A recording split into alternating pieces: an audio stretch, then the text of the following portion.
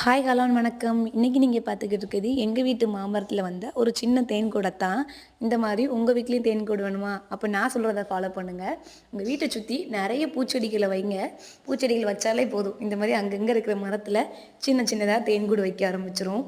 அதை விட இன்னொரு முக்கியமான விஷயம் என்னென்னா, இன்றைக்கி நம்ம பயன்படுத்திக்கிட்டு இருக்க எல்லா தேன்களுமே ஃபேக்ட்ரியில் ரசாயன முறையில் தயாரிக்கப்பட்டு வந்ததே தவிர எந்த ஒரு தேனும் இந்த மாதிரி இயற்கையில் வந்தது கிடையவே கிடையாது.